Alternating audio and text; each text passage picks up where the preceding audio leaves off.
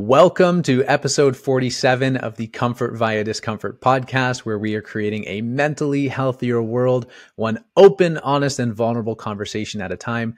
I'm your host, Adam Beaumier, and in this episode, I interviewed Frankey Renaud. Frankey is a retired CFL player turned transformation coach, and his transformation is absolutely amazing. It's inspiring. He's one of the most down-to-earth people I know. He's so present and thoughtful and intentional, but it hasn't always been that way. And this episode is about Frankey's entire life, and it's really about two parts of his life. The first part is the first 25 years of Frankey's life, where he was trying to become the man he thought he had to be, meaning he was hiding behind the big muscles and the beard and the fact that he played football and this tough guy mentality where he didn't show any emotions or vulnerability because he thought that people were going to take advantage of him or that he was going to be seen as weak. After Frankey spent a few years in the Canadian Football League, he retired and went through a period of depression and had some thoughts around suicide, although he never attempted to take his own life. After that period, Frankey has shifted his focus, and the last 5 years has really been about becoming the man that he's always wanted to be, the man or the male figure in his life that he wishes he had when he was growing up. And like I said, it's absolutely incredible. This conversation needs to be had more in public. So as you listen to this episode, I want you, whether you're a man or somebody else that has a man in your life, I want you to think about how you can have these conversations in your life. Like I said, man to man or with a man that's in your life, because this conversation is going to be so helpful for so many people. Frankey is setting an absolutely amazing example of letting go of part of who he was to become the person that he really wants to be. I am inspired by Frankey all the time, and I know you will be too. If you want to find him online or you want to reach out to him with any comments or questions, all of that information is in the description below. So just give that a click and you can find whatever you're looking for. And of course, if you enjoy this episode, please consider, number one, sharing it with a friend or family member to help inspire them and to help them on their journey through their life. And number two, please consider leaving a review on whatever podcasting platform you're on. It would mean a lot to support the channel. And if you're watching on YouTube, leave a comment. Let us know what you think about the episode or about a specific moment that resonates with you. We'd love to hear from you. And yeah, here you go. Episode 47 with Frankey Renaud. Enjoy. Alrighty, welcome back to another episode of the CVD Podcast. I'm here with Frankey Renaud. Frankey, dude, I'm so pumped. I'm so excited, and it's such a pleasure to have you here today in like your own space, where we get into your story. So thank you so much for being here. It's a pleasure. Yeah, I'm pumped, man. I'm excited to get in your story. We've known each other for honestly a few years, but it was you're one of those people that like when we got connected, we were just like, fuck, man, this guy's doing some cool shit. Like, I want to talk to this guy. Like, thanks, dude. Yeah. I feel like, I mean, we didn't necessarily like hang out right away or anything like that, but a couple mutual friends like connected us. We started a group that we're still trying to figure out what to do with. What is going on with that group? But this started back in 2020? Yeah. Sometime in the middle of the pandemic.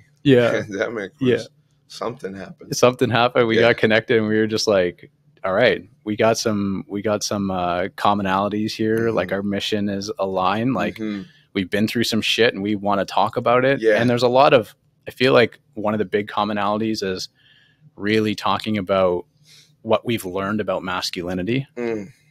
Lewis Howes has a book, Lewis Howes, the School of Greatness. He has a book called Taking Off the Mask. I think it's Taking Off the Mask of Masculinity or just the Mask of Masculinity.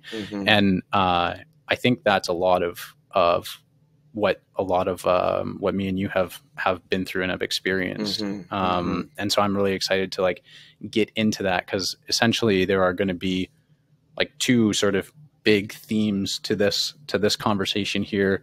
One being from, like you said, about 0 to 25, I believe, was trying to become the man that you thought you had to be. And really over the last 3 years, it's been all about becoming the man that you've always wanted to be. Yeah. And I'm super excited to get into like how different those look because I've experienced something similar. And so it's going to be exciting, man. Yeah. It's going to be exciting. And I know that, you know, this conversation is going to help somebody somewhere, just even if it just sparks a different way of thinking. Yeah. That's a huge win. Yeah. People win when we have these kinds of conversations. Yeah. And I mean, we need more of them, man. Like we need more people talking about it. And this is just going to be one more example of just two guys sharing their experience, honestly. Like it's not about like what's right or wrong or what people should or shouldn't do. It's just basically, here's what we've experienced. If it helps you, fuck yeah, that's awesome. Right? If it doesn't help you, that's okay too. Like it's information that we're sharing. You do with it what you wish, man. I agree.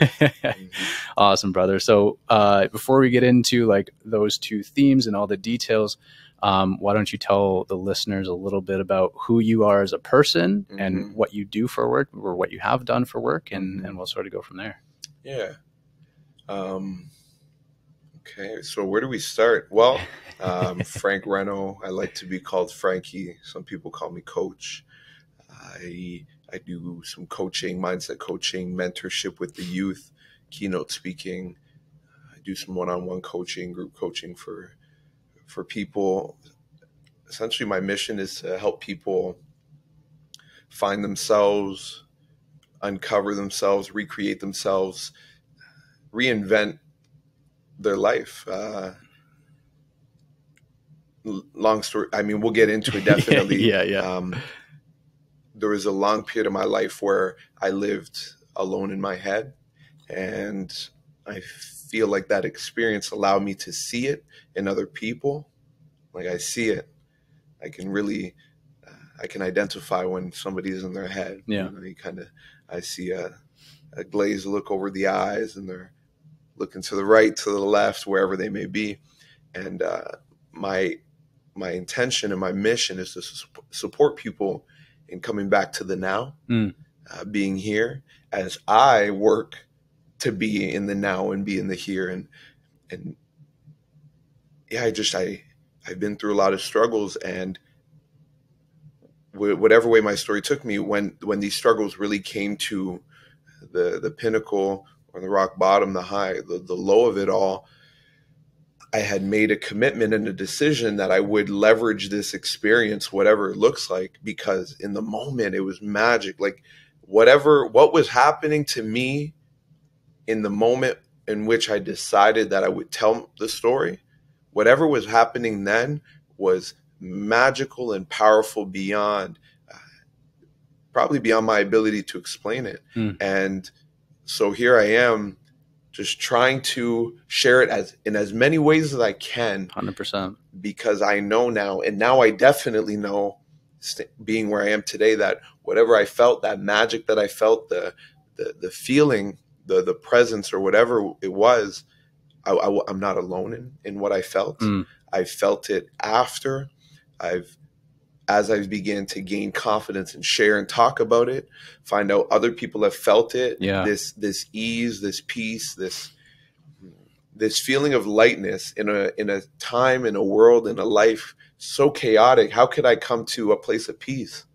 What is that? How did it happen? And I want more of it. It feels good. It felt right. And I want to talk about it because when I was going through it, I felt like I was alone. Felt totally isolated. Yeah. And I found something that meant a lot to me. And when I shared about it, I was isolated. And then I had to scratch and claw and fight to stand on my own 2 feet so I could talk about it. And even then there was doubt and shame and guilt. And I mean, we'll get into the deeper layers of it all. But in a nutshell, to answer your question, I do this now, and I'm still figuring out how to find the words to let people know that my mission is to support you and not going through that alone. Yeah. Because, I mean, on the topic of mental health and mental illnesses, often when people hear about somebody else experiencing that, in my experience of it, we often leave that person because we don't know how to handle or support. And I am that. I am that support. Yeah. And I don't know. I don't maybe have the right answer, but I have something that worked for me. Yeah. I know something that I needed, and now I get to offer that. Yeah. To others. That's amazing, dude. I absolutely love that. And I mean, again, like we just have this commonality in that vulnerability has been such a pivotal point for us. Yeah. In sharing our story. And like you said, like we're on this a similar path where it's like I want to share my story in as many places in as many ways as possible, not because it's like, hey, look at me, here's my story, here's what I've overcome. It's more like I know that there are thousands of people that are in the position that I was prior, and I felt like I had nobody. So maybe something that I say at one time will be what that person needs to hear and is ready to hear in that split millisecond. Yeah. Right. And so it's like, get the message out as much as you can, right? Have different conversations like the one that we're having right now and the one that I have with other guests on the show, because it's like, sometimes it can be such a like literally a millisecond or half a second where somebody sees somebody on social media that maybe looks and sounds like them, and one word or three words that they say is like, whoa, I need to watch this video. And then all of a sudden it's like, okay, like I can relate to that. Yeah. Right. It's all about the relatability factor. And so we're both on this mission of just sharing stories and not saying what's right or wrong. Just this is what we've experienced. It's another example of what somebody's been through. And if it helps somebody else, though, help somebody else out, then fuck yeah. Yeah. I mean, there's no other way around it. We get to be at least a piece or a component of what we may have needed when we were in those struggles. Yeah. Yeah. So it's like the gift. Turning our pain, our struggle into purpose and passion and a gift, 100%. Yeah. 100%. It's beautiful. It is beautiful. And I love that you want to kind of fill that gap, like be that support for people that weren't there. Cause like, and again, we'll get into the details of it, but like, I know that when in 2013, when I was in my darkest spot and was contemplating suicide, I was very much, and in 2019, actually specifically in 2019, not when I was contemplating suicide, but when I went through another traumatic experience in 2019, I was surrounded by amazing people, but I felt alone. Yeah.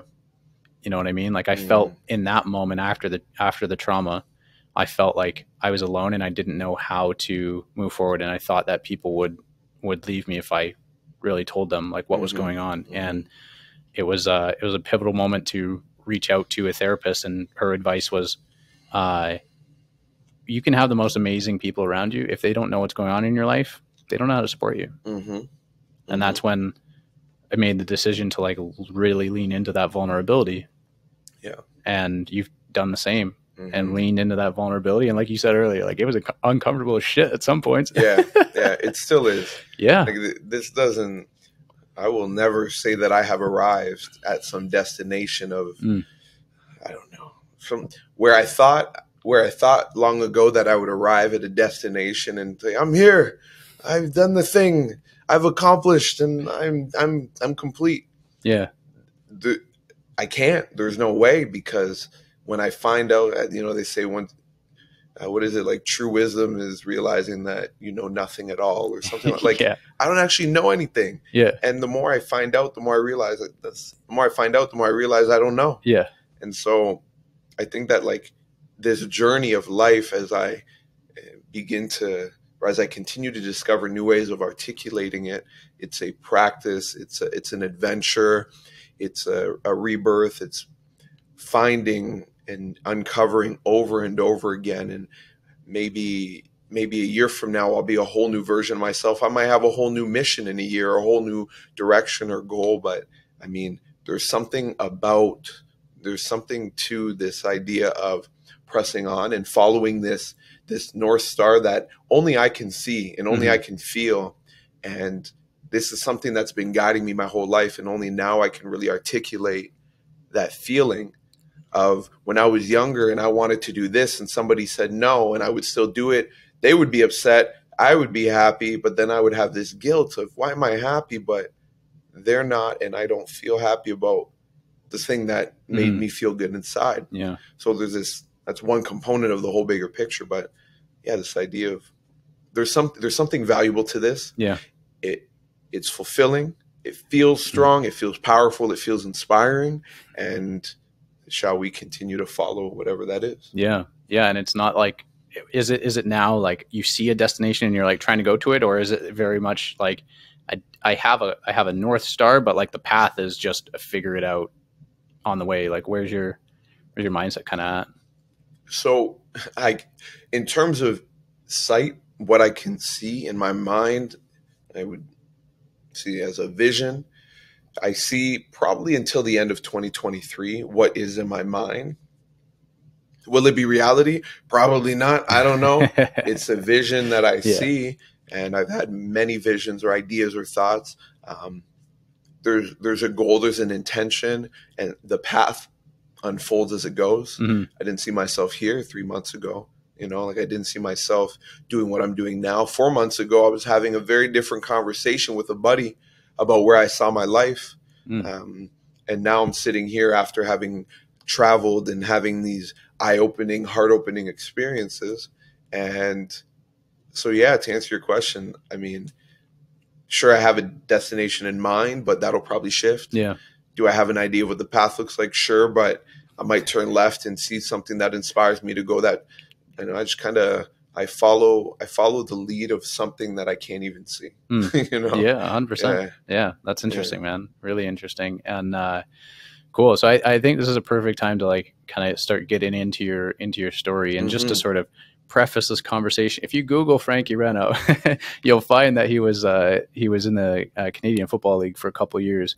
And it's what's really interesting, and what I'm really looking forward to like breaking down is, when you look at what we're taught about masculinity, you would think like, oh, if you're in the CFL, like if you're playing professional football or professional athlete somewhere, like you're at your peak, like that person is doing everything that they want to do. They're happy, they're fulfilled, like they're at the pinnacle. And I know that after your CFL career ended, there was a really sort of dark period, and you said you never truly attempted suicide, but there was a lot of contemplation, which is quite interesting. And I think a lot of people would be intrigued to know how you went from like CFL player. And I mean, I'm intrigued to go further back than that, but like how you went from CFL player to contemplating suicide. And then now these last 3 years have been like reprogramming, like unlearning and relearning, and just being a lot more intentional about the man that you've always wanted to be.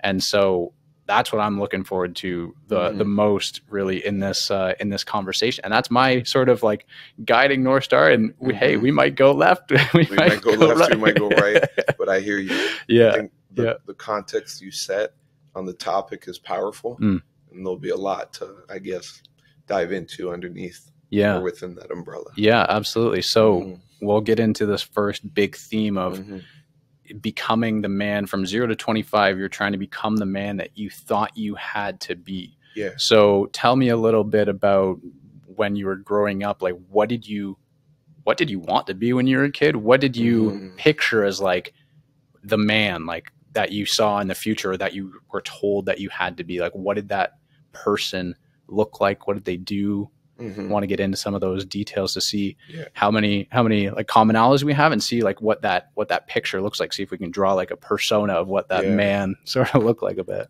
Yeah. When I was growing up, I had this thing I said a lot, and I said it to I grew up without a father or like a man in my life, and I didn't have a father, and I had a stepdad come into the picture. We've since done a lot of work to clear that. So I always preface anything I say about my past by saying that our relationship is much healthier with your dad, with my stepdad. Oh, with your stepdad. Yeah, with my stepdad. He's in my life. My dad isn't. Okay. And it's very healthy now. Yeah. It's in a place of open communication, and we'll dive into that more later. As a child, I had this is what I said often. I would say, I want to save the world. That was when I was younger, I said it. I want to save the world. And what does that even mean? What does that mean? And part of the beginning of it is when I was 5, and I had like a cataclysmic moment, like Big Bang. For me, it was a Big Bang moment when we past a graveyard, and I just burst into tears and hysterical crying. My mom said, "Why are you crying?" And I remember it like it was yesterday. I said, "Why are we here if we're going to die?" And then that question consumed me from my childhood. Interesting visions of death and thoughts of, at one point I was in the shower, and I remember vividly, I'm in the shower as a kid, maybe 8 or 9, and I'm thinking of a cow. I see the cow eating grass, and I see grass on planet Earth, and then I'm zooming out, and then all of a sudden I'm freaking out about death. But this question, or this sentence, if you will, wanting to save the world as a kid, there was something about that gave me inspiration. It felt strong. And my mother and my grandmother said, "Oh, you can't save the world, Frank. Like, you can't do that. It's impossible." There's something cool about that story. And I'll kind of bring a full circle now into the present moment. And so growing up, that was kind of like my thing. And at some point in my childhood, I stopped saying it and I stopped talking about it. But what did carry me through my childhood was almost like this search for purpose. I didn't have a man in my life. I was often operating, again, in my head, living in my head. I was a big video game kid. So when I was at home, I would escape in video games.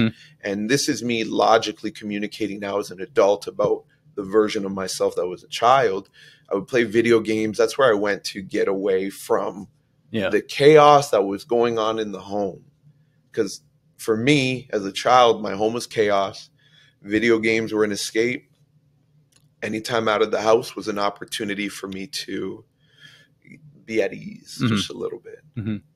And as I went through my time in school, upon reflection, I was very competitive. I was very competitive growing up, and throughout grade school, it wasn't something that was really. I was unfortunately not that great of an athlete. So when we had opportunities to be athletes and be competitive, I wasn't the guy. But I always had this. There was always this little kick, this little oomph. Yeah. And the way that translated, the way that worked out was that as I got into high school and I began to develop a little bit, I began to deepen my competitive nature. But I was still kind of like in the back row. And really a moment that became very important in my life was when I was in grade 9. And I remember one day I was on the volleyball team. Didn't really matter that I was on volleyball, but it was the fact that I would look out and see the football team going out to the field. And there was something about that really sat with me. And I said, okay, that I could do. I don't know what it is, but we'll see. Yeah. And then I went to speak to the football coach who I just was on the phone with this morning. Actually, I wanted to go see him. He teaches at Kennedy, Brian Jaworski. He's an important man in my life. And to him, it didn't matter what he said, but to me, it meant a lot. And he said I would be a big fat offensive lineman. He said I would be a big football player. And he just said it and he shrugged it off, whatever. But that sat with me. And I actually went to therapy and talked about this. And this was a breakthrough in therapy that I didn't even know was a breakthrough. And this was still in grade 9 when you went to therapy, or? No, this is later on in college when I went to therapy. So kind of comes full circle when I would never cry as a college athlete. I never cried.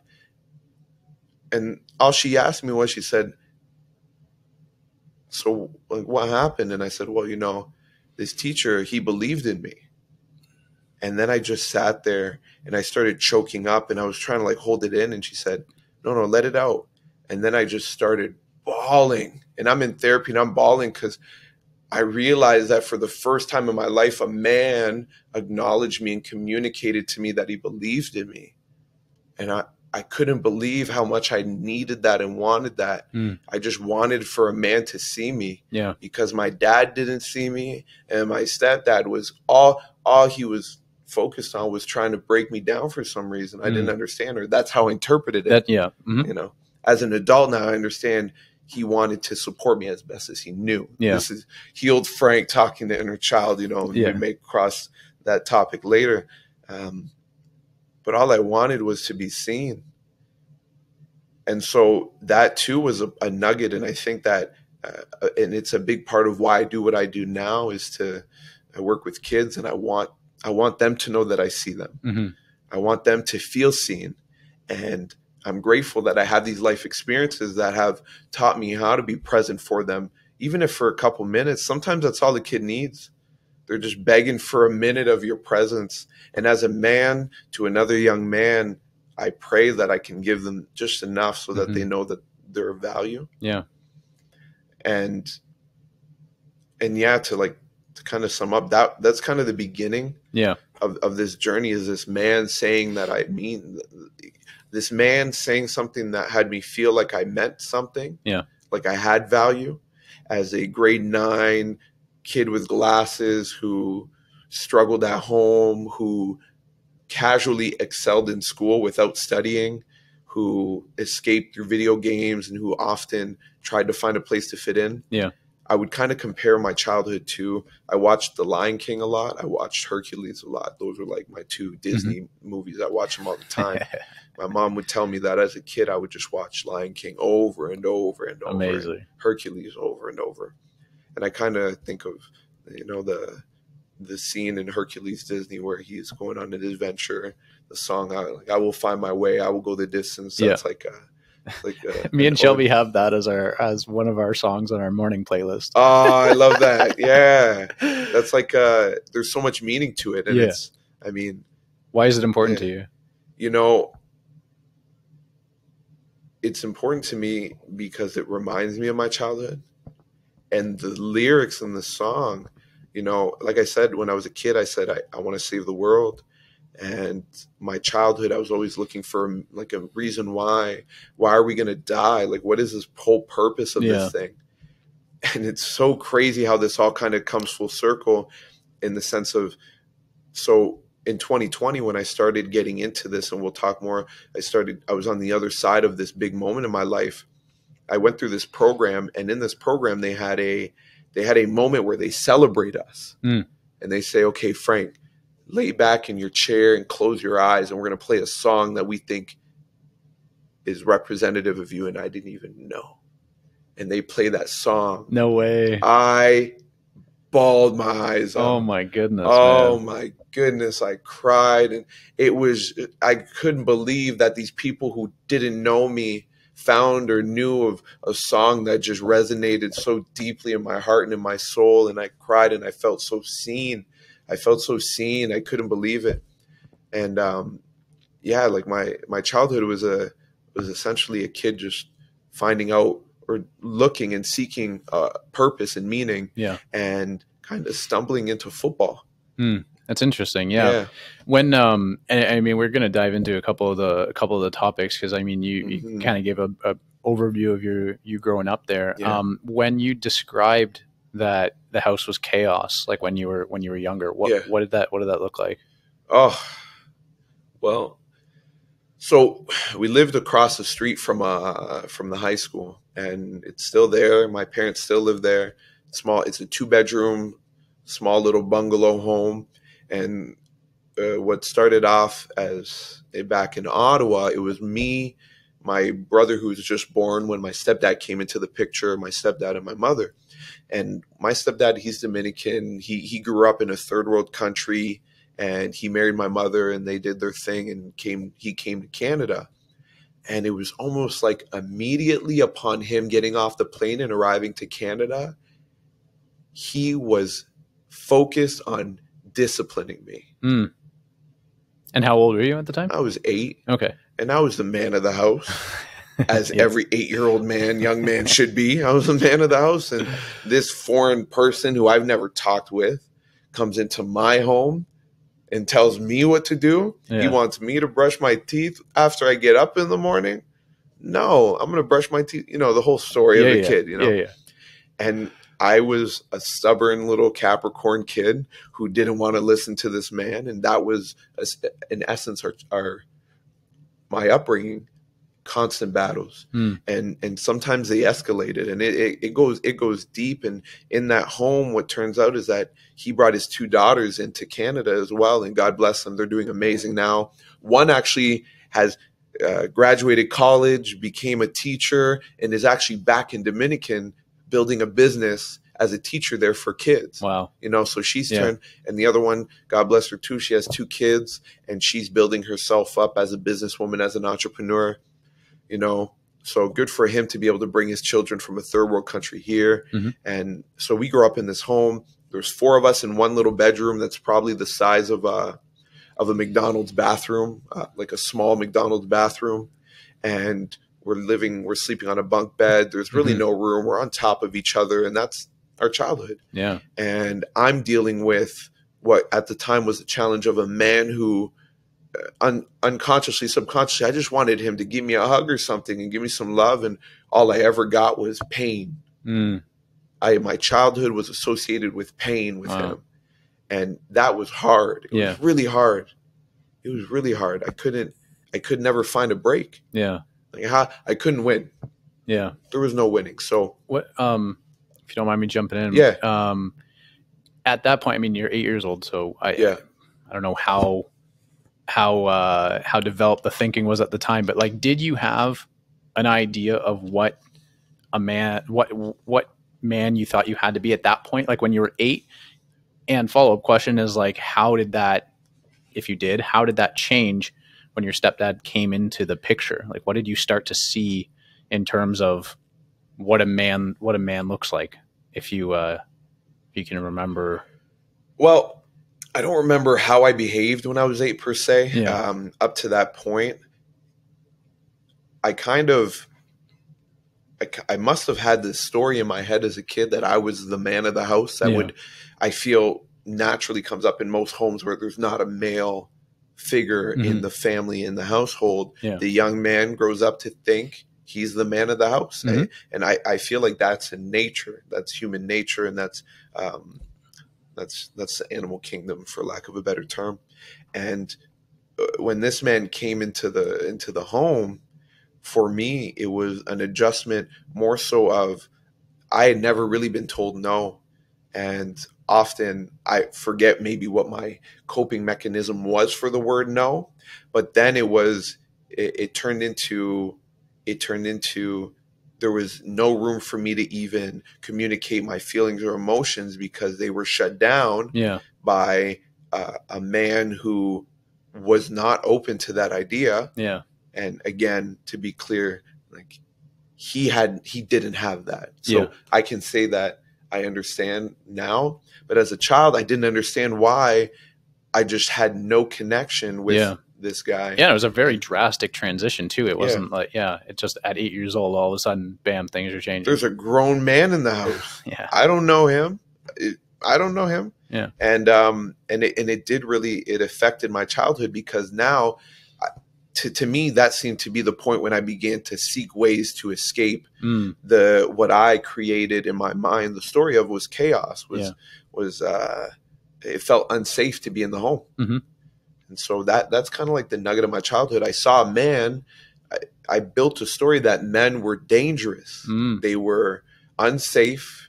I didn't want to communicate with them because they would scold me, and I would feel shame and guilt and fear. And I had all kinds of stuff that I had to heal from because of patterns of behavior that I learned to cope with my childhood. Yeah. And a lot of them were stories about men that I realized affected my childhood and teenage years. And they affected, again, not just in the home, they affected out of the home. And I didn't know. Yeah. I didn't even know. Yeah. Very, very interesting. And that's what's fascinating is that those experiences were basically put in X, like don't like relationship, like meaningful relationships are not to be had with other men. Basically, like they're dangerous. You need to keep them at a distance. Like, don't let them in almost. Oh yeah. Yeah. Interesting. And so, when you were in grade 9 and you had that experience with your coach, was that the first time ever that like a man showed you that he wasn't dangerous? I think that was the first time that I felt the first time I can remember that I felt like he was not a threat to me. Mm-hmm. And he was a man that I asked a question to. So in that time in my life where I didn't ask for support, and here I am at 30 still working on that, mm-hmm. you know, he felt safe. Yeah. That's interesting. Yeah, he felt really safe. And did it take you a long time to muster up the courage to ask him? You know what? I don't know. I don't know how long it did take me. I don't remember as a kid. I just remember at some point near the end of the school year, somewhere in maybe February, March, let's say, I knew that I remembered I must have gone through a lull where nothing was really going on in my life, mm-hmm. and I wanted to do something.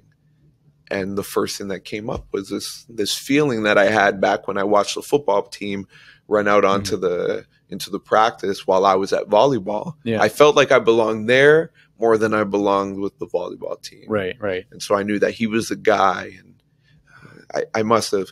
I know I was a kind of a kid that would just ask. Okay. I would just go. So I probably just kind of did it. Yeah. And then, Yeah. And you mentioned later on while you were in college, you had this breakthrough therapy moment of talking to the coach in grade 9. Yeah. But what happened when you had that conversation in grade 9? Like after he basically said, I believe in you, there's a chance. Like what happened like immediately after, or like in the months after that? I committed my life to it. I mean, the rest is history, right? Like this man told me I was going to be a big fat offensive lineman. He told me I was going to be a tight end. I Wikipedia'd tight end. You're like, I have no idea what the fuck this means. Yeah, I'm like, I don't know what you said, but I'm going to Google it. So I Googled tight end, and all of a sudden I said, okay, I'm going to be a tight end. And it didn't come naturally. It's not like I just got on the football field, but even he'll tell this story. He told me I didn't know this, but he said, you know, we put you out there, you know, Okie drills. Yeah.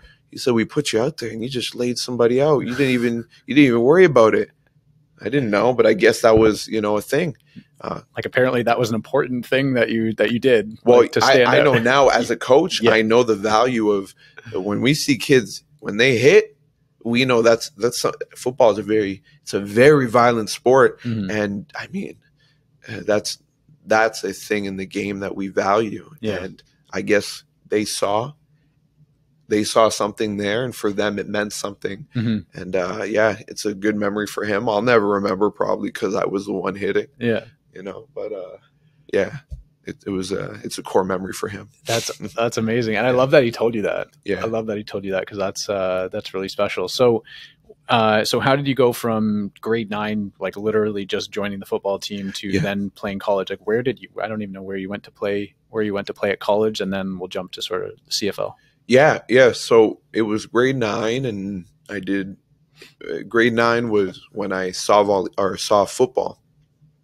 I did spring camp, and I tell my kids that I coach now, what my first experiences in scrimmage was getting a knee to the chin, biting through my lip. Mm.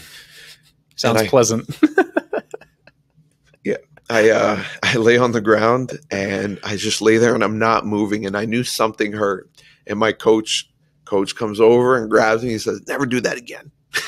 Get up if you ever fall down. I said, okay, all right. Like, that's what we're going to do. If we get hit, we get back up and keep going. My lip's bleeding. He said, don't worry. You don't have to practice. We've seen enough from you. So that kind of carried on. We went into grade 10. We had a magical season. And this was actually the first year they had junior football at Forster High School in a decade or more. Yeah. We were just revamping this team. We had a bunch of studs, and I was not one of them. I was not one of them. Let's make that clear. Yeah, just so we know, I was not the guy. I was a guy on the team, mm-hmm. and we had a magical 1-5 season. We made the playoffs in the last week against our rival Assumption, and then we had the most magical playoff run to the championship. You said a magical 1-5 season? Yeah. Like 1 win, 5 loss season? 1 win, 5 losses. Okay, I'm just making sure you didn't mix those numbers. No, I didn't. No, we went 0-5, and in our last game, we beat our rival to go to the playoffs. Okay. And then in the playoffs, we beat CCH, who was Catholic Central. Central, who was if we were the 6th seed, they were the 3rd seed. Yeah. And then we beat Kennedy. Was it Kennedy? We beat CCH, and then we beat Sandwich. If Sandwich was the 2nd seed and we were the 6th seed, we beat them too.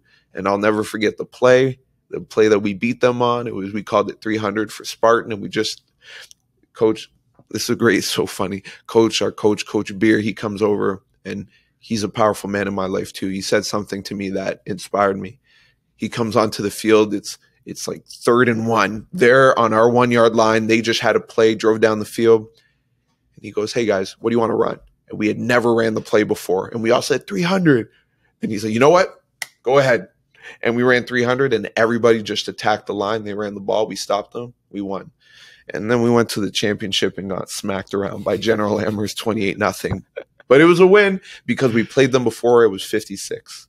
Yeah. So that was our win. All right. But to make a long story short, I played football grade 10, grade 11, grade 12. And I had a moment in grade 12 where the teacher, the guy again, he found out there was an opportunity for the Essex Ravens. They were going to North Carolina. And I didn't know how I was going to do it, but he said, "You're going to go. Figure it out." And I had, okay, I've got to come up with $500 Canadian, like right now in 2 days. They're leaving soon. I got to get the money. And sure enough, I didn't know. I just kind of went to my teachers and I said, "Hey, I want to go to North Carolina. It's $500. Can you help me?" And one teacher gave me $100. Wow, another gave me $100. Amazing. All of a sudden, I needed some money, or I had the money. Yeah. And now I'm going to North Carolina, and I went from playing high school football to now I'm playing for the Essex Ravens.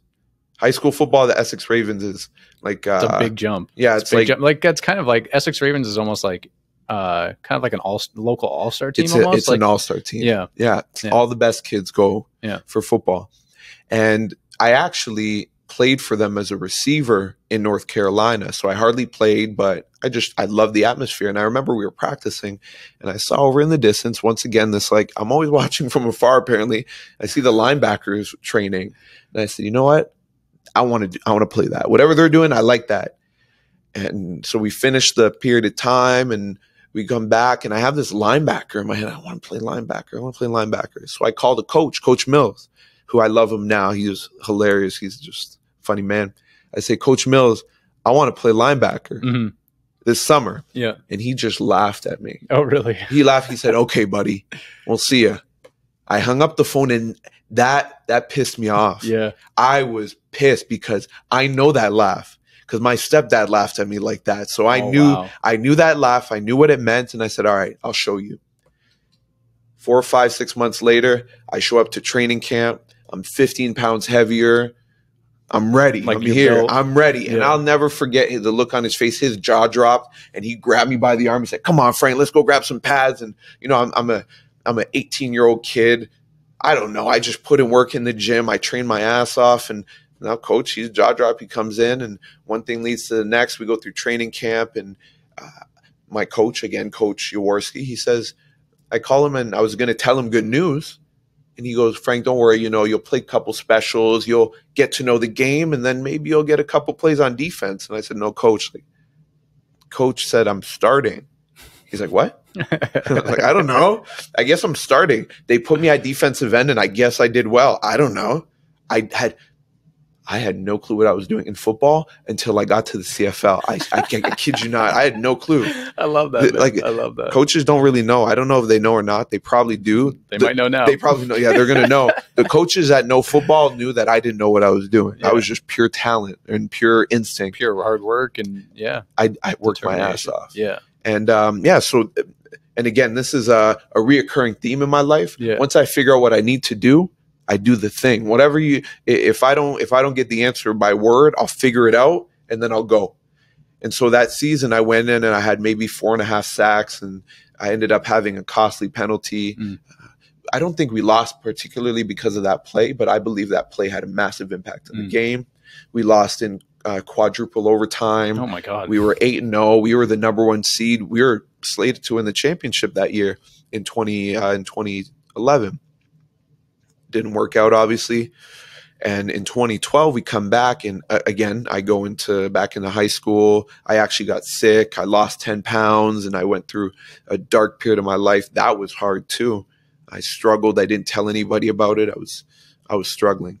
And then I made a decision, and I said, okay, I'm going to commit to football because something feels right there. And I train my butt off again, and I make it to the season. I'm 205 pounds. So I've put 10 pounds on top of what I was back in 2011. Mm-hmm.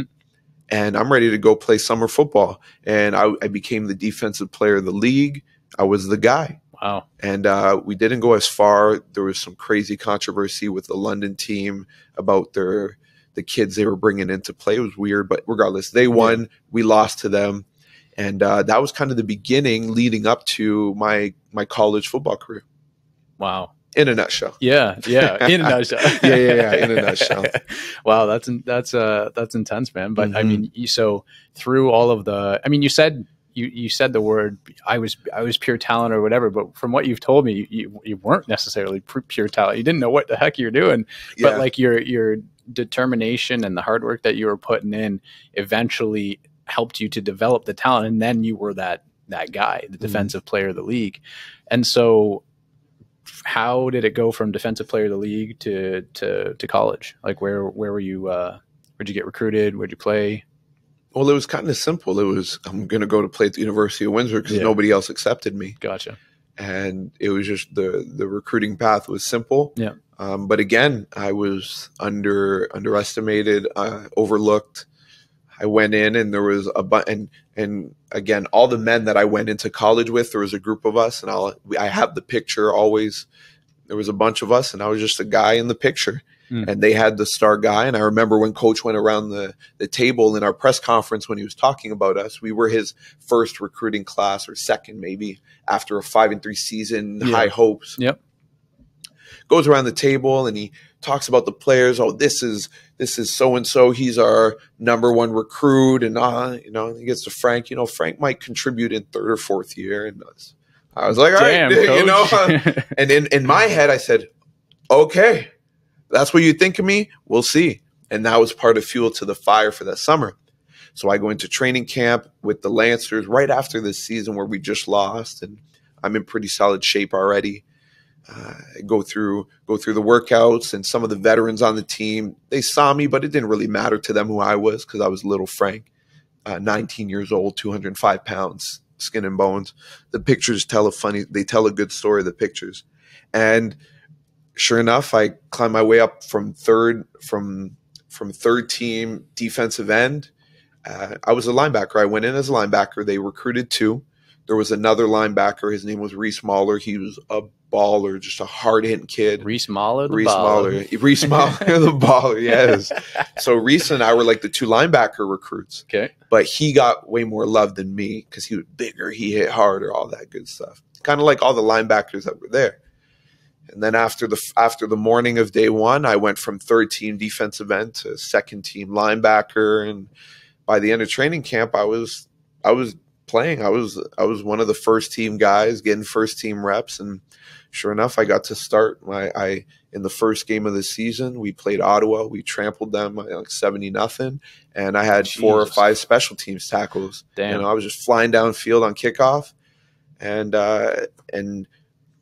this was kind of like my thing. Football was all I really knew. And like I said, back when the teacher said it, I had no other purpose. I had nothing until he told me something. A man who saw me, believed in me, told me that football was the thing.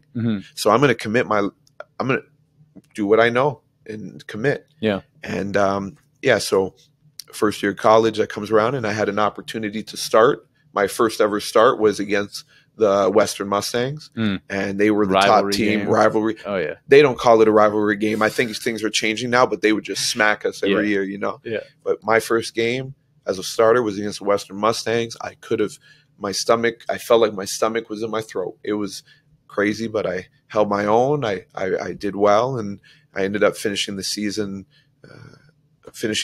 well, and I had a kind of like a breakout game. I had a batted ball, an interception. I had a strip off of what was probably one of the best running backs in the league. I took the ball from him, and the veteran on the team said Garrett Post was his name, and he pulled me aside after that game, the Queens game, and he said, "Hey, Frank, if you keep doing that, you could go to the CFL." All right. another man. Okay. All right. And that was a moment where I committed again to this idea that football was, that's why I'm here. Yeah. Why am I here if I'm going to die? Football. And then this other story of like, I want to save the world. That comes kind of in later. That narrative is just, it's all kind of coming together. Yeah. These two things are just calling you. Yeah. And it's still there. Yeah. It's still there. It might not have been dialogue that I was expressing outwardly, but it was an inner guidance. And, so after the season, pretty much the next day, we had our exit meetings and I started doing 2-a-days. Working out twice a day. In the morning. I would work out before school, go to school, work out after. Oh, it's your life, dude. It was my life. I committed. Yeah. And the commitment brought me to an all-star game in college. And the kind of like the college journey just kind of began. And that was kind of like the beginning of the real high level football, Frank. Yeah. Interesting. And where in this college experience, like what was it that led you to therapy? Because earlier you mentioned like, I had like this breakthrough thing and breakthrough moment in therapy. What was it that led you there? Yeah. So I had an out of body experience. Okay. We were playing in a football game in 2016. And this was in my 4th year with the Lancers, my 4th year playing, but my 5th year with the team. I'd just come off a torn ACL and I'd recovered like a champ. I went to training camp in the CFL. I'm back with the Lancers and I'm playing. And this is our second game of the season. We're playing against our old defensive coordinator. Very high stress game. This is the Guelph team that just won the championship. If not the year before, they were a good team the year before, and we're the Windsor Lancers. Every year the Lancers are always high hopes, as every team should be. So we're in this game and game starts and I'm anxious. And again, to be clear, the words I'm articulating now are from my position now. I can say the words, but back then I didn't know. You didn't have the vocabulary to describe it. Which is very common. Right. And I hope we have a moment so I can share about why I do what I do for the kids now. 100%. Because it comes into this whole thing. Yeah. So here I am. I'm 23, maybe 24 years old. And one of the biggest games of my career, because quite frankly, my old defensive coordinator's on the other side. I just came back from the CFL. This is one of the best teams.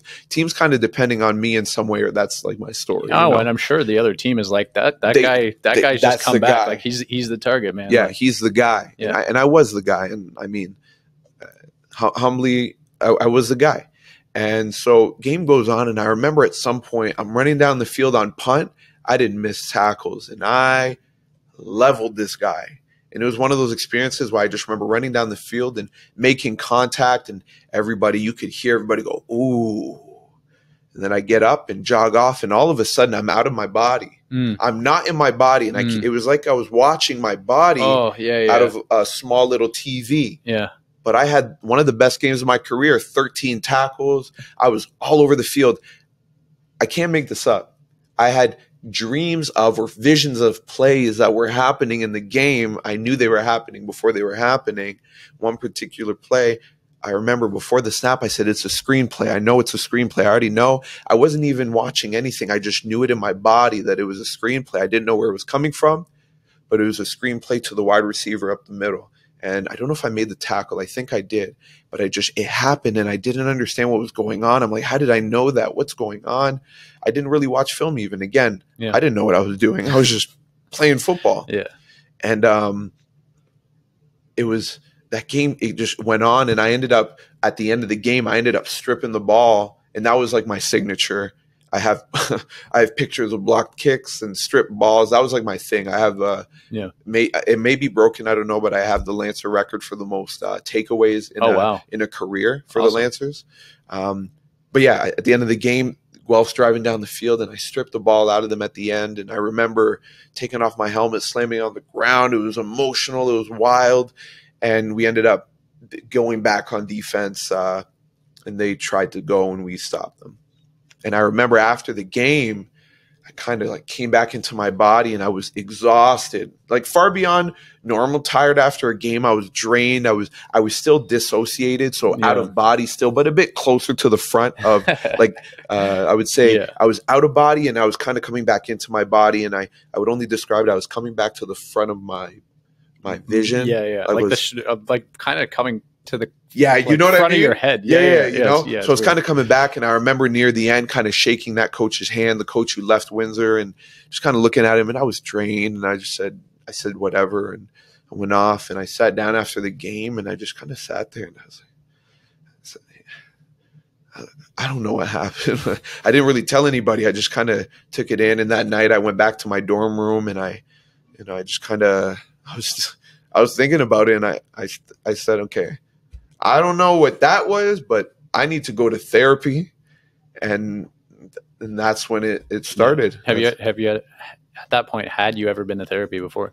One time as a kid, my mom, she told me to go to therapy because I was acting out as a kid, and so I went a couple of times, and I had the defense mechanism that we all do as young men.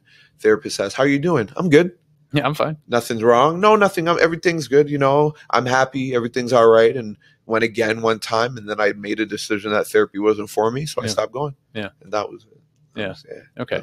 So you go to therapy, and you have this breakthrough moment about how the football coach in grade 9 was like the first person to ever truly believe in you. You bawling your eyes out. Was there anything else in that therapy session that really you became aware of that was important? Yeah. So I had 4 sessions with her. Her name's Mika, and I still talk to her today. So we're still in communication, and she's an awesome therapist, very caring, great listener, and she has great questions. And so after the first session, she said, "Take care of yourself." And I said, "I'll try." And then in my 4th session, after having the breakthrough and a couple more conversations, she said, "Take care of yourself." And I said, "I will." And to me, that was big. In the matter of 2 months and 4 sessions, I went from I'll try to an I will. And that was a moment for me realizing that there was some value there. I got something out of it. Was it almost like when you said I'll try, it was kind of like, it's this distant thing. Like, I'll try to get there. I don't know I don't even know what that means, but I'll try, kind of push it off. And then like afterwards you saw it as like an actual possibility, and you're like, I will. Like I will. Maybe I don't know exactly how, but I will take care of myself. Absolutely. Exactly. You couldn't have said it better. It was perfect. Yeah. Interesting. Okay. So had that breakthrough therapy session. You mentioned coming off the ACL injury, and you had gone to CFL training camp and stuff like that. So I want to move into this sort of dark period of your time after the CFL, so we can spend a good amount of time on that, because we got about maybe 40 minutes. Cool. Yeah. So I want to get into that, but tell me briefly about how you like getting into the CFL and what that experience was like, and what sort of ended your career, what sort of brought you out of that. Yeah. So to touch on that, essentially, I just committed everything I could to this. I remember asking a CFL player, his name is Daryl Townsend. He works at the Downtown True Fitness. I was walking through the mall trying to apply for jobs, and I see this jacked monster at Champs. And I went up to him. I said, "Hey, man, how'd you get so big and strong?" And I kind of assumed he was a football player. And he said, "Oh, steak and potatoes," is what he said to me. Like, "Steak and potatoes, kid." So I got a job at the Keg. And I worked at the Keg for 8 years and ate steak and potatoes my entire college life. I just ate. And I kind of just dedicated my time to preparing for this opportunity. And, we tore my ACL, get drafted. I go to camp, and I get kind of smacked around a little bit, go back to university, play. And then I go back to camp with a bit more of an understanding of what it's going to take. And I'm thinking, all right, I'm going to go back. I'm going to make the team. I'm going to be on the team. And after training camp, I find out that I got pulled into the office, and I was so mad. I said, "Oh, shoot, I'm about to get cut." And they say, "Frank, we're going to put you on the practice roster." And that still wasn't good enough for me. I was devastated. I couldn't believe it. I worked my tail off to get here, and you're telling me I'm only on the practice roster? And that took me for a ride until right before the first game of the season, I get told that I'm now playing. I don't get context, so they just say, "You're going to play." Say, okay, all right, I'm going to play. And I'm also a broke college student with debt. So I need the money. It's $2,500 game check. It's a $500 practice roster check. Big difference. I was working at the Keg in Winnipeg, trying to find a balance here. And so I ended up playing for 6 weeks. And then after the 6th week, I'm thinking in my head, again, no context from the coaches. I'm telling myself a story in my head. No context. Say, Frank, we're going to put you back down to practice roster. That broke me. It broke me. I immediately went into a dark place in my life. I would go to practice. After practice, I would leave. I wasn't taking care of my body. And I started eating junk food, playing video games. I actually reverted to behavior in some ways, as I described as I did as a child. Yeah. It was my escape. I was so sad and scared and whatever. And so by week 9 or 10, what ended up happening was they had a great game. They had an away game, and I was back in Winnipeg. I didn't travel, and I missed a meeting. One of my teammates calls me, says, hey, Frank, we have meetings. I get in my car, go to the field. First man I see is the head coach, Mike O'Shea. He looked at me, said, pack your bags. You're out of here. So here I am. 2017, I just got cut by the professional football team that drafted me, and I'm lost. Call my agent. Agent says, don't worry. He calls Hamilton, and the next morning I'm on a flight to Hamilton. Hamilton just had a couple Canadians get injured, so off I go to cover.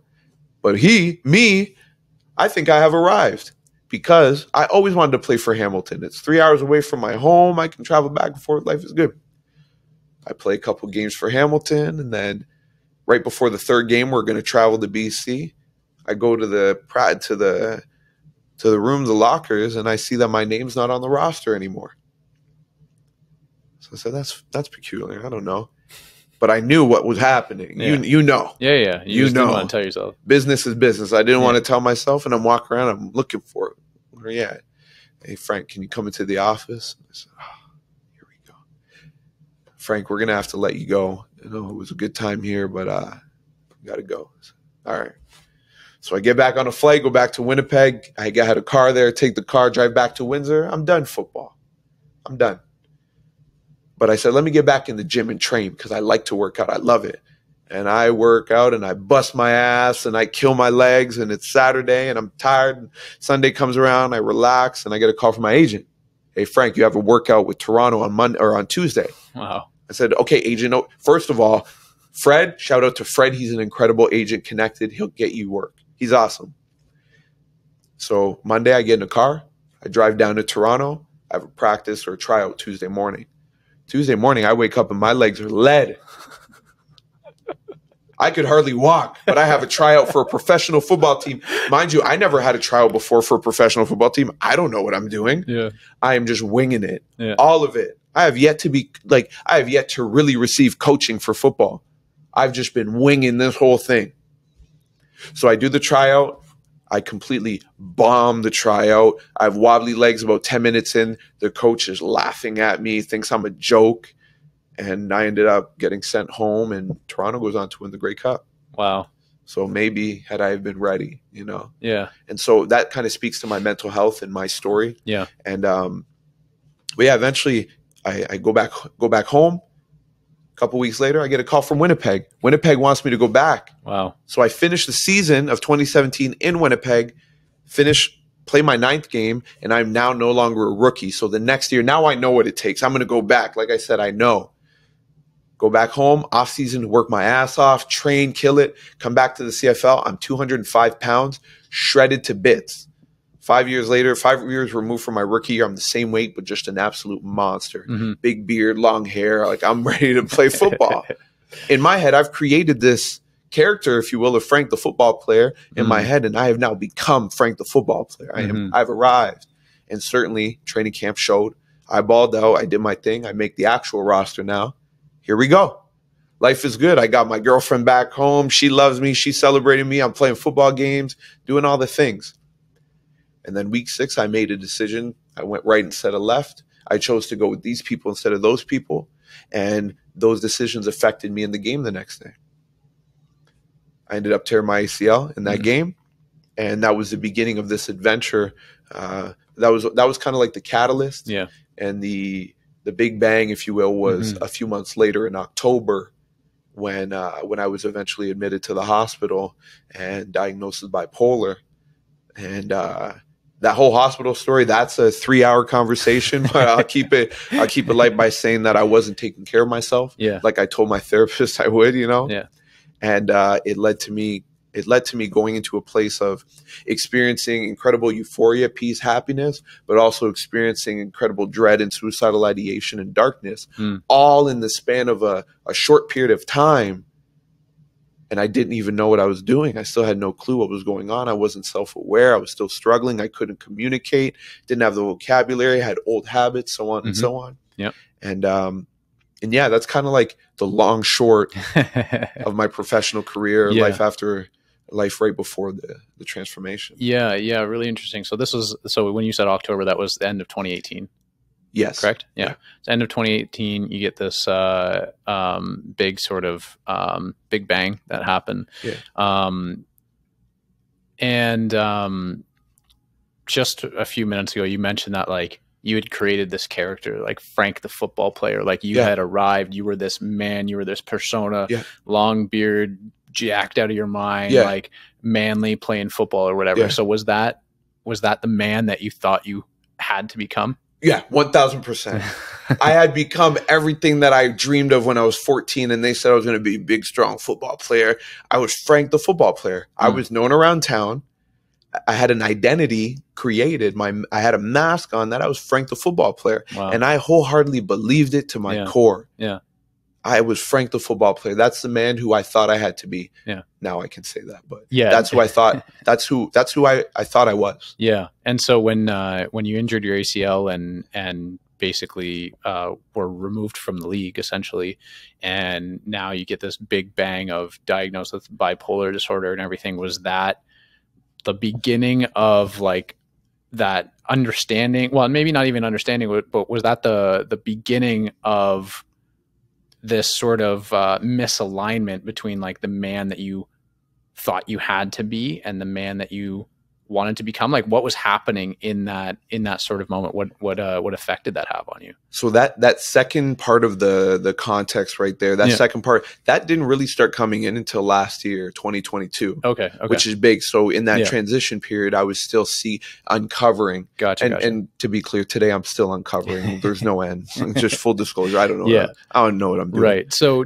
end of 2018, diagnosed with bipolar disorder, and this was the start of that dark period, like you were talking about, where you were feeling very, very peaceful at times, and then very, very dark, very all lonely. Of it. I felt it all. You felt it all. And so take me through like sort of how long that lasted. Why did you get sort of, I guess, stuck in that dark period? Like what was happening? So what was one of the catalyst moments was in 2018 around October, when I woke up one morning, I said, wait a minute, I'm actually not going back to play football. I can't. I'm damaged goods. So the question came back up from when I was 5. Why am I here if I'm going to die? What's the purpose? I'm not a football player. So what is my purpose? So I start searching. What is my purpose? Why are we here? So on and so on and so on. And essentially that period of time became this massive exploration of like, what is going on? And far beyond, and we can get that's another 3-hour conversation. You know what I mean? That's another thing. And so I just keep digging into this, and I begin to come to this conclusion that this football version of me was this facade. But I didn't know what was after the facade. It was dark because I had never even envisioned anything after. Yeah. And there wasn't any guidance in your life of anything other than Frank the football player. Right. And I wouldn't let anybody in anyways. Yeah. I was a hurt, guarded, excuse me. All good, bro. I was a hurt, guarded man. Yeah. And I not even a man, I was a hurt, guarded boy who hadn't yet become a man. And I was hiding behind my mask. And when I no longer had my mask, I saw myself. And what I saw was a scared boy. And it hurt me and it scared me. And that's where the suicidal ideation began. And it really began when, in that same year, there was a man in the community who committed suicide around my age. And that began to become a possibility in my head. For this darkness I felt, I had no description, or I couldn't articulate or communicate it. Because I never asked for support, let alone let somebody know that I was struggling. and I still had my partner, I still had my partner at the time, and all she could really do was support me. She was doing her own, living her life, but I had to figure this thing out. Yeah. And once I saw this man harm himself, I kind of took that as like my answer, because I didn't have anything else. It was dark, and the only exit strategy was kind of that. And it was kind of the only thing I could consciously accept. Yeah. That was it. Yeah. That resonates a lot. I can relate to that a lot because I've been there. Yeah. And in that moment, like everything seems so overwhelming, and you know that there are like 100 puzzle pieces on the table, but you have no fucking idea how to put together the first two. How do I even start? I don't even know I had a puzzle. I thought I was a football player. You're showing me a puzzle? What do you mean? Yeah. There's a lot of confusing things happening, and there's a lot of pushing away. Avoiding. Yeah. Like, pushing away, avoiding, like not wanting to really. I don't want to look there. Dive into that. Yeah. Why would I look there? Yeah. I've never looked there before. It's scary. It's dark. Yeah. You know, and to quickly touch on like on a global scale, like a lot of people are struggling because we don't often have these conversations. So when they do look to the darkness, it's beginning to become a common conversation to look at the darkness, because I think the pandemic kind of showed us a little bit about that, about ourselves, about the world, and we're beginning to understand that it should be a regular conversation, not something we leave on the side. Yeah. But yeah, in that moment, I was alone. Yeah. I did share some of my darkness, and people told me not to talk about it or that. Interesting. You know, it was just like, oh, you know, they didn't understand. Yeah. I shared. Yeah. I was sharing. I was communicating, but because people knew me as Frank the football player, I was sharing something completely new. Yeah. And it was unfamiliar and uncomfortable. Yeah. Not for me. I felt like, oh, this is just another piece. But because I so often depended on external validation at the time, I was also seeking confirmation that I was right, just like I was seeking confirmation that being a football player was right, and I was getting it. Wow. Because it really fit into the narrative that other people had of me. The narrative that they had was I was a football player, and it was easy for them to think of me and think football player. And now they were thinking of me, but I was saying and doing things that weren't aligned with that. So it was hard for them. And it's not their fault. It's on me, but that's the beginning of me going on this journey to stand my ground. Yeah. And okay, no, if you're going to be around me, you're going to have to develop new beliefs about me.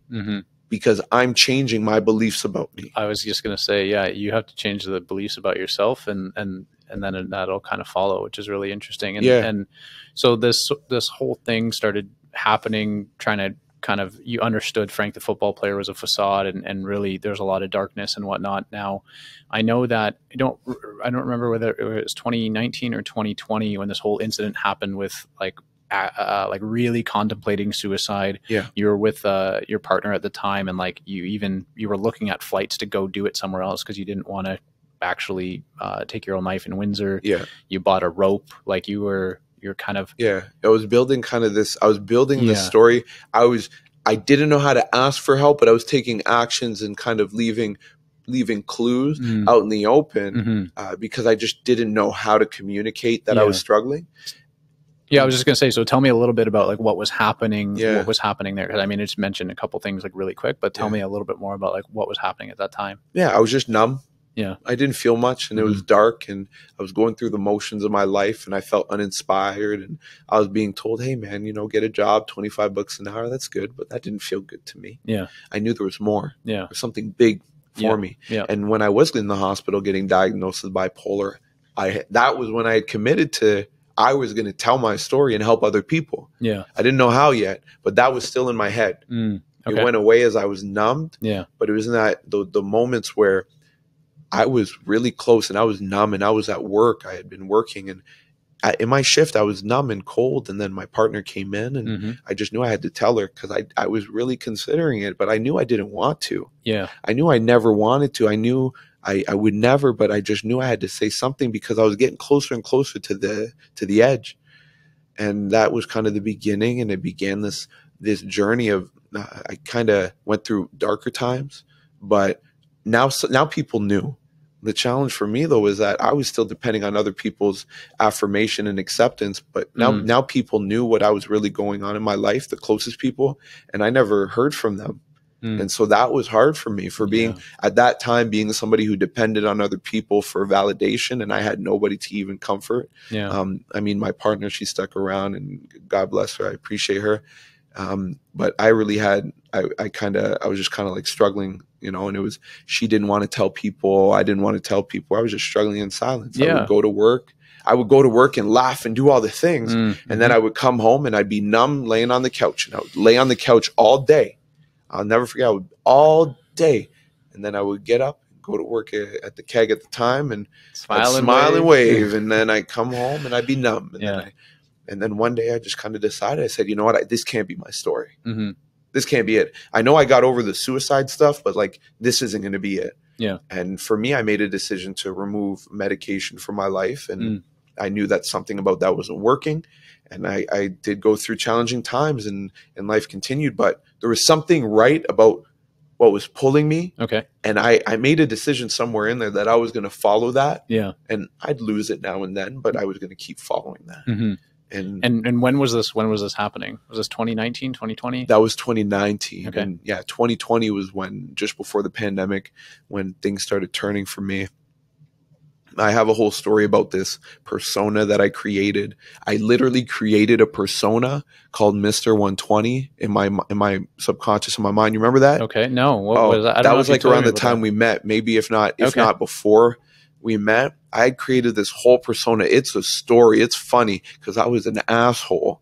But the story I told myself was that the reason why I became a professional football player is because I went 120% with everything I did. And I had this whole thing. It was this whole thing. And that sounds like more of like that man that you thought you had to be type of stuff, like very ego driven, very like, I'm different. I gave 120%. Like, you know what I mean? I was just putting it in everybody's face, you know, and I had a period of time of shame about it. And now I just laugh because I'm like, you know what? Good old Frank, like he's always trying to figure out a way to survive. And I've healed a lot of that. And again, it's ongoing. But yeah, I created this story that I was this persona, and I would be a motivational speaker out of this persona, which I went full on for like 3 months. I posted on social media every day, gained tons of traction, support, viewership, all that cool stuff that I thought meant stuff. Shared opinions, shared stuff, and people resonated. It was okay. But it was when the pandemic hit and things shut down, when I had a moment to look in the mirror at myself. And then I realized the true damage of what I had done. And amongst other things was really just being, in my opinion, a bad partner.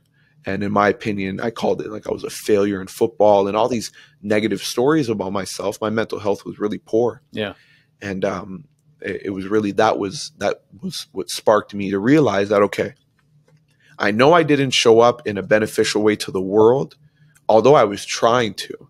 You know, I didn't show up in a beneficial way. There was something there because I did burn out. And so like, what's in the gap? And what's in the gap is that like, I don't actually know who I am or what I'm doing or what's really going on. So how can I at least begin to get to know myself? Because I didn't know who I was. But that question. And it's an important question. And so what happened after that? What was the first step? Well, you know, again, I just say there's something great working for me because there was a woman I never really talked to, but she saw me, and her name's Pam. God bless her. She told me, she said, Frank, come do this program. I did it, changed my life. We still talk today. I'm going to see her next week. And I said, no, I'm not going to do the program, you know, but deep down I had asked for this. I knew I wanted something like this, but I had my budget. I had my boundary for it. It was $3,000. And at the time I only had about $10,000. And I worked hard for that, and I didn't want to let go of $3,000. And I said, I'll do it for $2,200. And then sure enough, the next day she called me back and said, Frank, you wouldn't believe it. Somebody just backed out of the program and they paid $2,200. You want in? Wow. I said, sure. All right. Like, and again, I asked her a few times. I said, did you make that up? And she said, no. I was just going to ask. She was like, that. no. She said, no, like, I don't know. It just happened. So I said, okay, I'm in. I go through this program and I just peeled open layers and layers, healed, cried, hysterical crying, all of it. I was in my room for 4 months straight, essentially on Zoom with 50, 60 other people, just peeling back layers, doing work. And this was the beginning of a real transformation where people hadn't seen me. And all of a sudden I popped up without my beard, and I had a mustache and new facial hair. And I was speaking a new language, new vocabulary. I was crying and sharing and speaking the same intention that Mr. 120 had, but more from a place of love than a place of fear and pain. Wow. You know, that's powerful. Yeah. It shifted because I healed. Yeah. Or you were healing. I was healing. I was healing. Yeah. I love that. Yeah. That's interesting. Well, like, just like you talk about, like, this journey of self-discovery never ending, like sometimes that journey of healing doesn't stop, because sometimes you think you've healed and then something just happens and you're like, whoa, this thing just came up. Yeah. This thing just came up, and like, I got to deal with this type of thing, you know? Yeah. Wow. So you go through this program, you start appearing in the world a lot differently. You start showing up with the same commitment, just in a different place. Yeah. And like you said, instead of coming from a place of fear and pain, you started coming from a place of love. What did that start teaching you about the man that you wanted to be?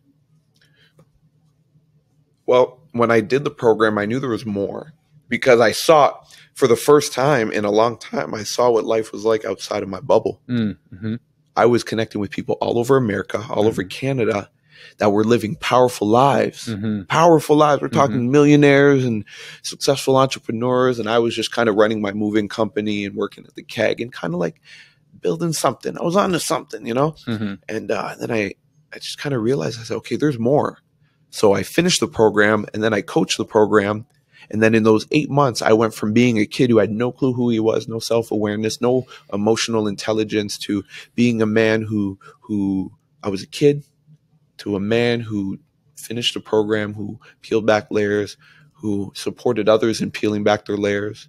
And then I ended up being inspired there was a kids coaching program similar to that. So then I coached the kids, and I went in heart open for these kids. And I got shut down by the kids, and it broke my heart because I just wanted to help them. But I realized that it's all good. That's what kids do. I just took it so personal, you know, because for my own reasons. But it was then I realized there's something there. Yeah. Like I love these kids, and that it was unconditional. Yeah. I just loved them. And then I realized that some of these adults are me, just in different form. You know, they're the same struggles. Yeah. You know, abandonment issues. I got abandonment issues too.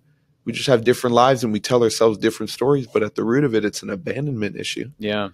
And at the end of the day, it sounds like you started seeing that, or started realizing that, like, all of these kids, even if they sound different than you, different experiences, just want to be seen and heard. All they want is to be seen. All they really want is just to have fun and laugh and do stupid shit. Like kids, like all kids are trying to do is figure life out by doing. They're going to try stuff, you know. And even now, like I coach my kids, and one of them, he is the kid that he will try like silly things, stuff that I tell him, like, you know, try not to do that. But I can't stop him, and he's going to do it, and he hurts his finger, or he tries to put all the plates on, you know, all the 10-pounders and like just silly stuff, right? But it's fun, you know? And that's where I think now I learn not to project my fear onto the kid of, oh no, you might hurt yourself, because that doesn't serve him. Because I know people projected their fear onto me, and I still did it anyway. Yeah. So I might as well just give this kid some love and support him, so I can give him what I wish I had when I was trying to jump. Just a little bit of support, you know, a little bit of support. And that it keeps coming up. Like the more people I interview, the more times it's like, this is what I didn't have that I wish I did. And now I'm trying to fill that gap, because I can relate to what it feels like to not have that. Yeah.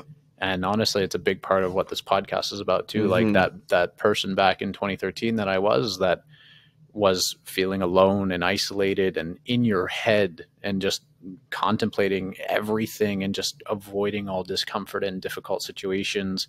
Like that person like wanted somebody to listen to, or wanted to see somebody that was going through something similar, so that he knew that he wasn't alone. Yeah. And so this whole thing is like creating an environment where anybody can come to this show at any given point and just maybe go, oh, if they can do it, I can do it too. Mm-hmm. And that's, I think, a huge reason. Like, that's the reason why there's just so many different types of people on this show, and somebody different like you going from like CFL player and Frank the football player to like legitimately contemplating suicide like 18 months later, Mm-hmm. and stripping away this mask of masculinity, so to speak, and to really find out like who you are.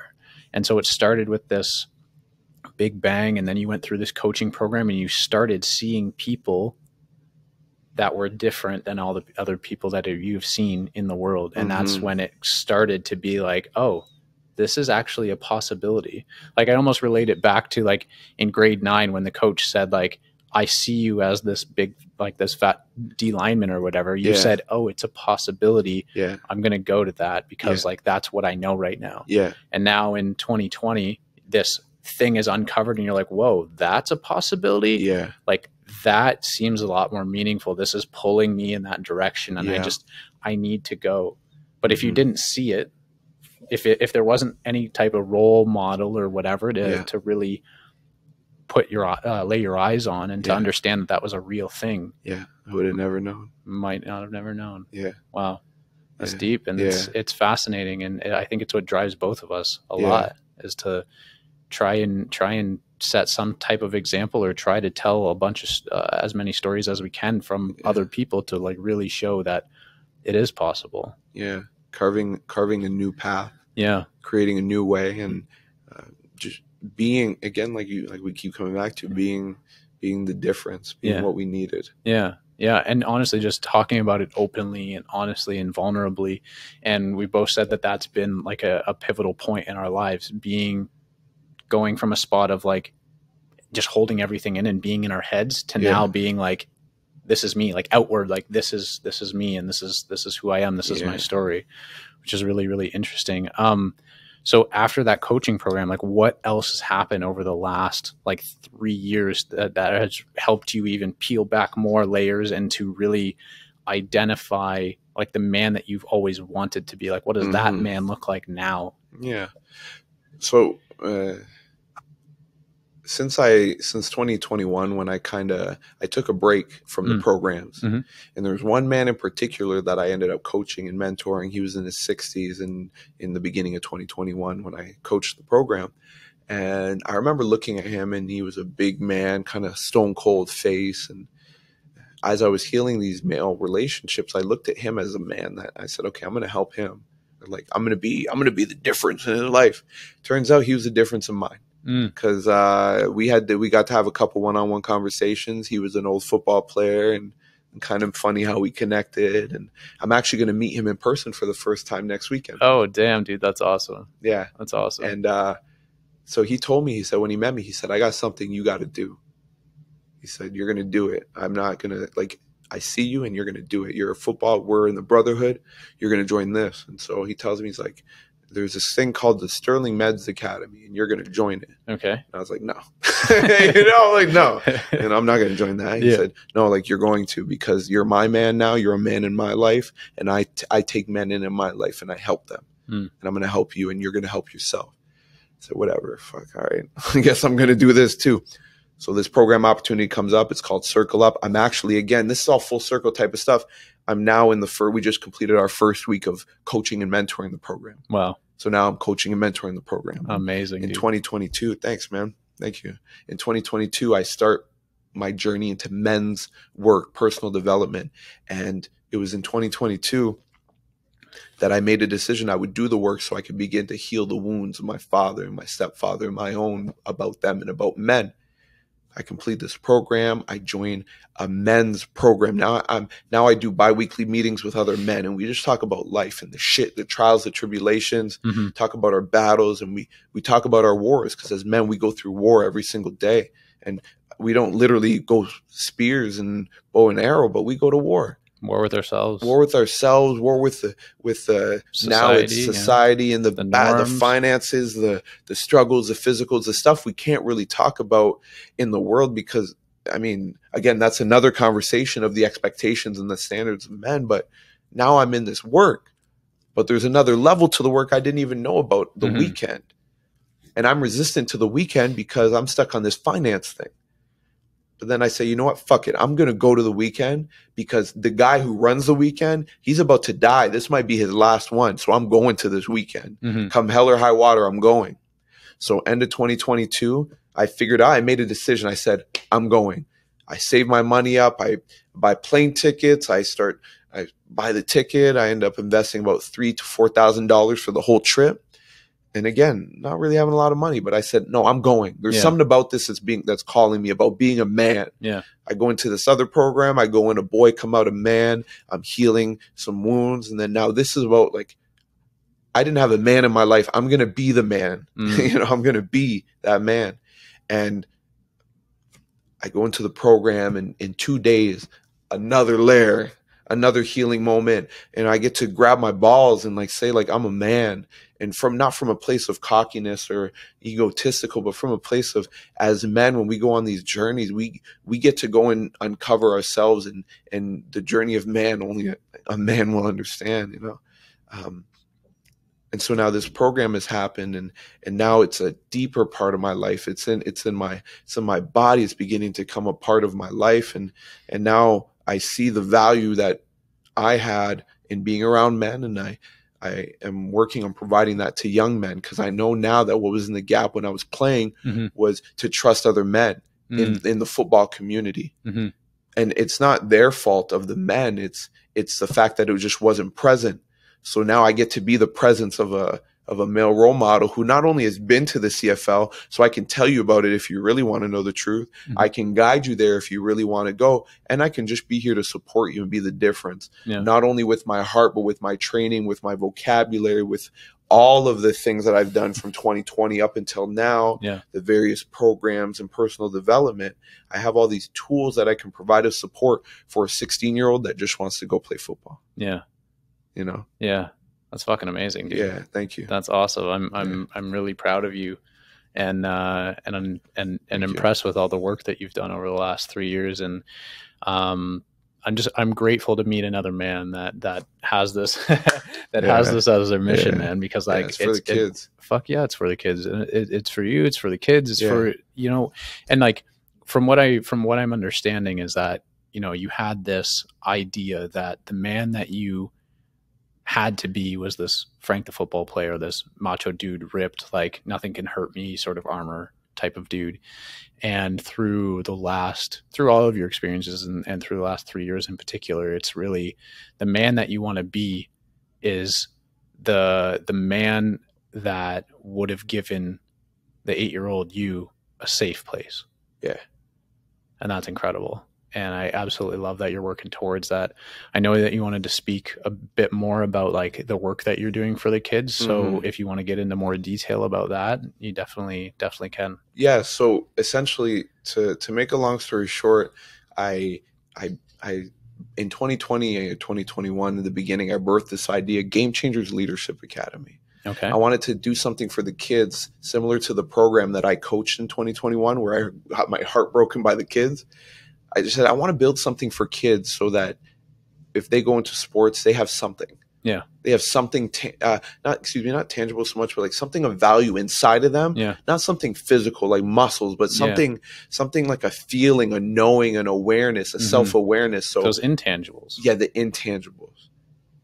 And Game Changers Leadership Academy, the idea was born. And it wasn't until 2023 in January where I finally realized that I had never leveraged the fact that I actually became a professional football player. Yeah. I had never leveraged that. I was so shameful of my experience because of how I left football that I never leveraged it. And it wasn't until I began to heal those wounds and forgive myself and also honor the fact that I am one of, like, maybe a dozen people out of Windsor to go play at a professional level, period. Yeah. Out of the thousands of football players.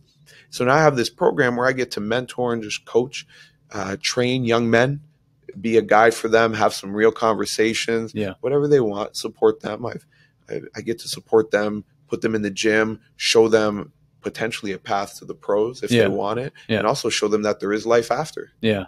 You know, and so I get to show them all of life, not just football. Oh, all of life. I love that. Yeah. And it's so interesting because there's so much focus on like the tangibles, because that's a lot of what we see and what we think. And I think a lot of who we want to be, who we think we need to be as men when we're growing up are those tangible things. Yeah. The like looking a certain way, right? And carrying yourself a certain way. It's the image, right? Yeah, of course. Growing up, and it's funny because even still with the kids, I see it. They have an image, and I love them for it. Like, this is the journey. I'm not going to stop them. Enjoy. Yeah. There's an image portrayed of how they want to be seen, how they want to live, so on and so on. And then I see them for who they actually are. Not this football player they're trying to portray, but the young, the beautiful, talented, strong, powerful, capable, caring, loving, nurturing, all the qualities. I see them for that. Yeah. And so I, in all honesty, I share this football. I share the pitch of like, come with me. So we're doing football training, which we are, but the nugget and the touchdown, if you will, of the piece here is that working with me and me working with you is that I don't care about the numbers. I care about who you become on your way to the numbers.